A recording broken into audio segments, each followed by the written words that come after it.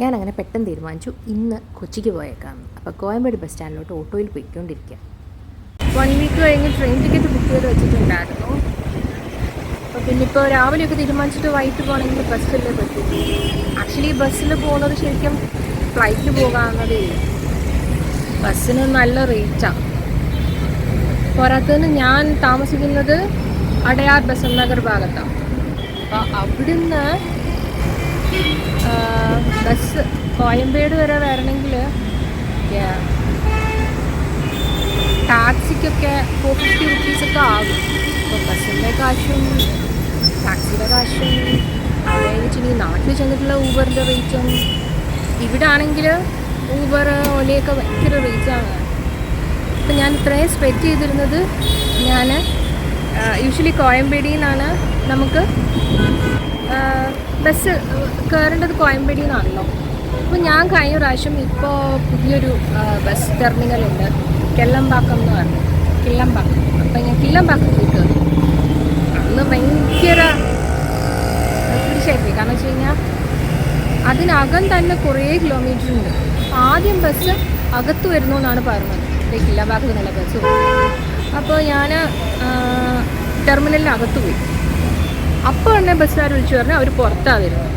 പിന്നെ ഒരു 2 കിലോമീറ്ററോളം നടക്കേണ്ടി വന്നു. അതുകൊണ്ട് പിന്നെ ഞാൻ ഇത്തവണ ആ റിസ്ക് വേണ്ടാന്ന് വെച്ചിട്ട് കോയമ്പേട് തന്നെ ബുക്ക് ചെയ്തു. അപ്പോൾ അതിലും കോമഡി. യൂഷ്വലി വർഷങ്ങളായിട്ട് എനിക്ക് തോന്നുന്നൊരു 10-17 വർഷമെങ്കിലും ആയിട്ട് കോയമ്പേട് ചെന്നൈയിൽ വന്നാൽ കോയമ്പേട് സ്റ്റാൻഡിൽ പോയിട്ടാണ് കയറാറ്. പക്ഷെ ഇന്ന് ടിക്കറ്റിൽ പ്രത്യേകം ഞാനിപ്പോൾ എനിക്ക് തോന്നുന്നു കോയമ്പേട് വന്ന് കയറിയിട്ട് ഒരു 4-5 മാസമായി. ടിക്കറ്റിൽ മെജസ്റ്റിക് കാർഡ് എന്ന് പറഞ്ഞൊരു സ്റ്റോപ്പുണ്ട്. അത് കോയമ്പേട് ടെർമിനലിൽ നിന്ന് ബസ് ടെർമിനസിൽ നിന്ന് ഒരു 2 കിലോമീറ്റർ മാറിയിട്ടാണ്. ഞാൻ അവിടെ വന്ന് വണ്ടിയും വിട്ട് കഴിഞ്ഞിട്ടാണ് ബസ്സിൻ്റെ ഞാനന്ന് പോകുന്ന ബസ് ടിപ്പു സുൽത്താൻ ബസ്സിൻ്റെ ഷോപ്പിൽ കയറിയപ്പോഴാണ് അവർ പറയുന്നത് ഇവിടെ അല്ല 2 കിലോമീറ്റർ മാറിയാണ്. അപ്പോൾ ഓട്ടോയ്ക്കൊക്കെ ഈ 2 കിലോമീറ്റർ വരുന്നതിന് 250 രൂപയാണ്. ഞാൻ പതുക്കെ ഞാൻ 6 എത്തി. എനിക്ക് ബസ് എത്തുന്നേ ഉള്ളൂ. ഞാൻ പതുക്കെ എൻ്റെ ഒരു 4 ബാഗ് ലഗേജ് ഉണ്ട്. ഈ ലഗേജും വിട്ടും ഞാൻ പതുക്കെ ഇങ്ങനെ നടന്നു. നിങ്ങൾക്കൊക്കെ ഇങ്ങനത്തെ അബദ്ധം പറ്റാറുണ്ടോ എന്ന് അറിയില്ല. ടിക്കറ്റ് നോക്കിയാൽ എനിക്ക് കാണാമായിരുന്നു. പക്ഷേ വർഷങ്ങളായിട്ട് കോയമ്പേട് സ്റ്റാൻഡിൽ നിന്ന് കയറുന്നതുകൊണ്ട് ഞാൻ ആ ഒരു ധാരണയിലേക്ക് പോയി. ഞാൻ ഇവിടെ വരെ നടന്നു വന്നു. ഈ ചുമയെത്തുള്ള ബാക്കി ഞാൻ ചുമച്ചില്ല ഇതുവരെ. പതുക്കെ ഞാനൊരു 200 മീറ്റർ നടക്കും. എന്നിട്ട് ഫോണിൽ ഡിസ്റ്റൻസ് എത്ര കുറഞ്ഞു നോക്കും. എന്നിട്ട് ഞാനൊരു 3 മിനിറ്റ്സ് റെസ്റ്റ് ചെയ്യും. പിന്നെ ഒരു 200 മീറ്റർ നടക്കും. അങ്ങനെയാണ് ഇവിടെ വരെ എത്തിയത്.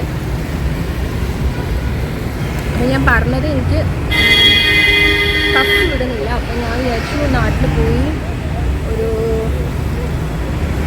എനിക്കൊരു 1.5 മാസം ലീവുണ്ട്. ഞാൻ വിചാരിച്ചു ചെറിയൊരു ആയുർവേദ ട്രീറ്റ്മെൻറ്റൊക്കെ ഒന്ന് എടുത്ത് നോക്കിയാലോ. ഇപ്പോൾ തൽക്കാലം അലോപ്പതിയിൽ കുറഞ്ഞ് നിൽക്കുന്നു. പക്ഷെ ഞാൻ ഹെവി ആയിട്ട് എന്ത് ചെയ്താലും എനിക്കിങ്ങനെ കഫ് പോലെ വരും. തുടങ്ങിയാലും നിൽക്കുകയില്ല. എൻ്റെ ബാക്കിലൊരു ഗണപതി ഉണ്ട്. ഞാൻ പറഞ്ഞത് കേട്ടോ, എൻ്റെ ബാക്കിലൊരു ഗണപതി ഉണ്ടോ. ഇതൊരു കല്യാണ മണ്ഡപമാണ്. അപ്പോൾ അതിൻ്റെ ഗണപതിയാണ് ആ കാണുന്നത്. അതിലെ ഗണപതിയാണ് ആ ഗണപതി. ഞാൻ എൻ്റെ കയ്യിൽ ബാഗൊക്കെ ഉള്ളതുകൊണ്ട് ഞാൻ ഇനി അത് അടുത്ത് പോയി എടുക്കണം. ഈ ബാഗ് എല്ലാം എടുക്കണം. അതുകൊണ്ട് ഞാൻ അടുത്ത് പോയി എടുക്കുന്നില്ല.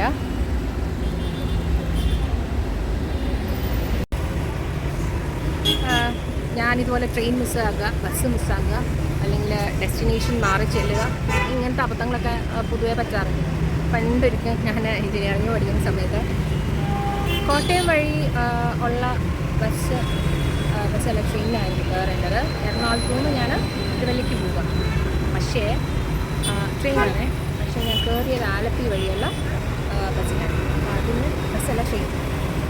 അതിന് തിരുവല്ലയിൽ സ്റ്റോപ്പ് ചെയ്തു. അപ്പോൾ അത് നേരെ തിരുവനന്തപുരത്തിൽ പോകുക. പിന്നെ അച്ഛനും അമ്മയും എന്നെ ആലപ്പുഴ വന്ന് പിക്ക് ചെയ്തു. എനിക്കിപ്പോഴും ഓർമ്മയുണ്ട്. എനിക്ക് തോന്നുന്നു ആദ്യമായിട്ട് ഞാൻ ഇങ്ങനത്തെ ഒരു ഡെസ്റ്റിനേഷൻ പ്രോബ്ലം അല്ലെങ്കിൽ മാറി വണ്ടി കയറുന്നത് അതാണ്. അതായത് കോട്ടയത്തിന് പോകേണ്ട ട്രെയിനിലായിരുന്നു ഞാൻ കയറേണ്ടത്, കോട്ടയം വഴി പോകേണ്ടത്. പക്ഷേ ഞാൻ ട്രെയിനിൻ്റെ നമ്പർ നോക്കാതെ മാറി ആലപ്പുഴ വഴി പോകുന്നു. അതിൽ കയറിയിട്ട് പിന്നെ അച്ഛനും അമ്മയും തിരുവല്ലയിൽ നിന്ന് എന്നെ ആലപ്പുഴ വരെ വന്ന് പിക്ക് ചെയ്തു.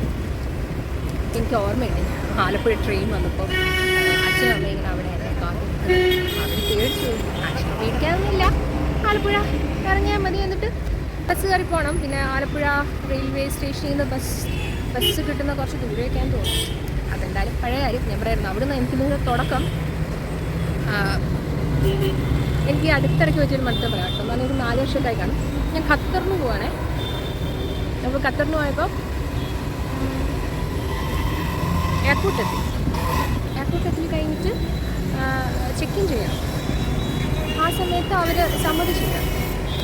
അപ്പോൾ നോക്കിയപ്പോഴാണ് കാണുന്നത് പാസ്പോർട്ട് എക്സ്പയർ ആകാൻ 3 months, ലെസ് ദാൻ 3 months ഉള്ളൂ.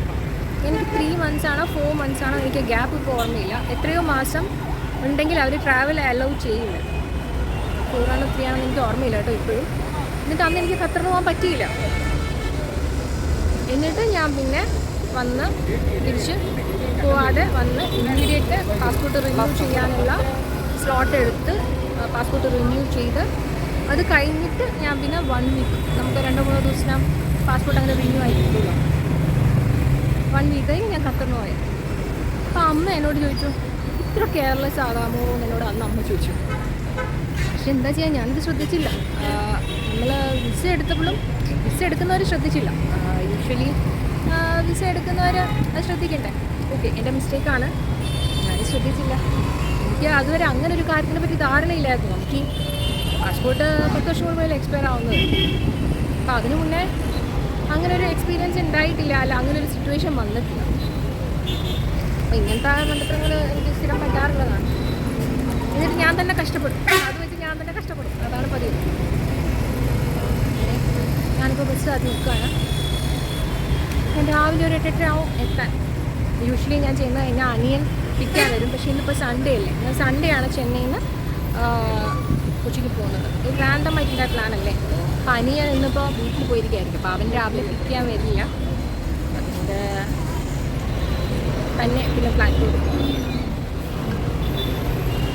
ഇപ്പോൾ ഒരു 1.5 മാസം ഫുൾ ടൈം ഡാൻസ് പ്രാക്ടീസ് ചെയ്ത് ഇവിടെ നിൽക്കാമായിരുന്നു.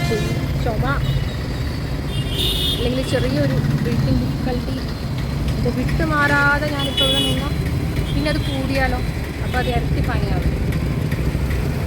അതൊക്കെയാണ് ഇപ്പോഴത്തെ കാല വിശേഷം.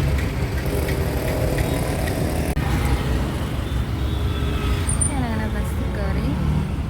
എനിക്ക് ചുമയുള്ളതുകൊണ്ട് ഞാൻ AC ബസ് എടുക്കാറില്ല. ഈ ബസ്സിന് ഭയങ്കര ട്രെയിനിൻ്റെ പോലെയാണ്. AC ബസ്സിൽ പോകാറില്ല. ഇപ്പോൾ ചെന്നൈയിൽ ക്ലൈമറ്റ് വലിയ കുഴപ്പമില്ലതാണ് ട്രാവൽ ചെയ്യാൻ. പിന്നെ ബോർഡർ കടക്കുന്നവരെയുള്ള പ്രശ്നം. കൊച്ചിയിൽ എത്ര ചൂടില്ലാന്ന് ചേട്ടനുണ്ടോ. ബസ്സിൽ കയറി ഞാൻ ബാഗൊക്കെ വെച്ച് സെറ്റിലായി. റെസ്റ്റ് ചെയ്തിട്ട്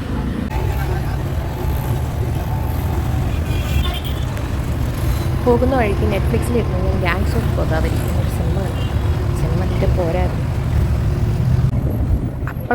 അപ്പോഴാണ് കഴിഞ്ഞ പ്രാവശ്യം എന്നെ പണി പിടിച്ച് കിളമ്പക്കം സ്റ്റാൻഡ് കണ്ടത്. എന്നാൽ പിന്നെ നിങ്ങളെ കൂടി കാണിക്കാൻ അതിൻ്റെ ഒരു വീഡിയോ എടുത്തേക്കാം. ഇത് കയറി കഴിഞ്ഞ് കുറേ കഴിഞ്ഞുള്ള സ്ഥലമാണ്. ഇത് കുറേ ഉണ്ട്. ഇവിടെ മൊത്തം നടന്നാണ് കഴിഞ്ഞ പ്രാവശ്യം. അകത്താണ് സ്പോട്ടെന്ന് പറഞ്ഞിട്ട് പിന്നെ അവർ വിളിച്ച് പുറത്താണ് വെയിറ്റ് ചെയ്യേണ്ടതെന്ന് പറഞ്ഞത്. ഞാൻ മൊത്തം നടന്നിറങ്ങിയ സ്ഥലം. കഴിഞ്ഞ പ്രാവശ്യം ഈ സ്റ്റാൻഡാണ് എനിക്ക് പണി തന്നത്. അപ്പോൾ നിങ്ങളെ കാണിക്കാൻ വേണ്ടി അതിൻ്റെ ഒരു കുറച്ച് വിഷ്വൽ ഞാൻ എടുത്തതാണ്. അത് കഴിഞ്ഞ് കുറച്ച് നേരം കഴിഞ്ഞ് പോകുന്ന വഴിക്ക് ഭയങ്കര മഴയായിരുന്നു. ഞാൻ ഇത്രയും ദിവസം ചെന്നൈയിലുണ്ടായിരുന്നിട്ട് ഒരു ദിവസം പോലും മഴ പെയ്തില്ല. ഞാൻ ചെന്നൈയിൽ നിന്ന് അങ്ങോട്ട് വിട്ടു, അവിടെ നല്ല മഴയായി. പക്ഷെ ഒരു കണക്കിന് നല്ലതാണ്. ചെന്നൈ മഴ പെയ്താൽ ഭയങ്കര അലമ്പാണല്ലോ. കുറേ നേരം മഴയൊക്കെ കണ്ടു, അതൊക്കെ നോക്കിയിരുന്നു. പിന്നെ ഏതൊക്കെയോ ഇൻ്റർവ്യൂ ഒക്കെ യൂട്യൂബിൽ കണ്ടു. അങ്ങനെ പുറത്തോട്ട് നോക്കിയിരുന്ന് സമയം പോയത് അറിഞ്ഞില്ല. ഞാനിപ്പോൾ രാവിലെ കൊച്ചിയിലെത്തി വന്നു. ഒരു കുളിയൊക്കെ കഴിഞ്ഞു. ഞാനിപ്പോൾ മുഖം കഴുകിയാൽ അല്ലെങ്കിൽ കുളിച്ച് കഴിഞ്ഞാൽ റോസ് വാട്ടർ അടിക്കുന്നൊരു പതിവുണ്ട്. ഞാനത് ഫ്രിഡ്ജിൽ വെച്ചു. ഞാൻ ഇനി അടുത്ത വീഡിയോയിൽ മറ്റും കാണിക്കാം. ഞാൻ യൂസ് ചെയ്യുന്ന മോയ്സ്ചറൈസർ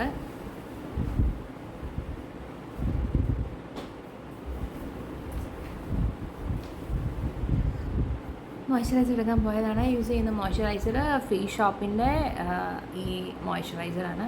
പക്ഷേ എനിക്കിത് വലിയ ഇഷ്ടമല്ല. യൂട്യൂബേഴ്സ് പലരും വ്ളോഗേഴ്സ് പലരും നല്ലത് പറയുന്നത് കാണാം. എനിക്കിത് അത്ര ഇഷ്ടമല്ല, കാരണം കുറച്ച് സ്റ്റിക്കിയാണ്, പിന്നെ അത് ഡ്രൈ ആവാൻ കുറച്ച് ടൈം എടുക്കും. പക്ഷേ ഫേസ് ഷോപ്പിന് തന്നെ കുറച്ചുകൂടെ ഹൈ എൻഡ് ആയിട്ടുള്ളൊരു, ഇത് 800 രൂപയെ പറ്റുകയാണ്. കുറച്ചുകൂടെ ഹൈ എൻഡ് ആയിട്ടുള്ള ഒരെണ്ണമുണ്ട് 2200 രൂപ വരുന്നത്.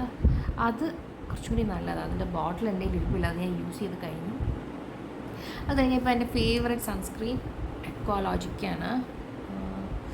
എൻ്റെ കയ്യിൽ ഇതിപ്പോൾ എത്ര ബോട്ടിൽ ഉണ്ടെന്ന് എനിക്ക് തന്നെ അറിയില്ല. ഞാൻ മേടിക്കുമ്പോൾ കുറച്ച് കൂടുതൽ അങ്ങ് മേടിച്ച് വയ്ക്കും. എനിക്ക് എക്വാലോജിക്ക് ഭയങ്കര ഇഷ്ടമാണ്. സൺസ്ക്രീൻ ഇട്ടു. ഇനിയിപ്പോൾ ഒന്ന് കുറച്ച് നേരം കിടന്ന് ഉറങ്ങിയിട്ട് അടുത്ത പരിപാടി കിട്ടും.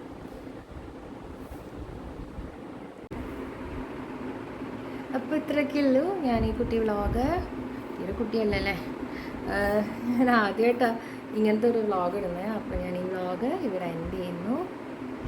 അപ്പോൾ ബൈ, സീ യു.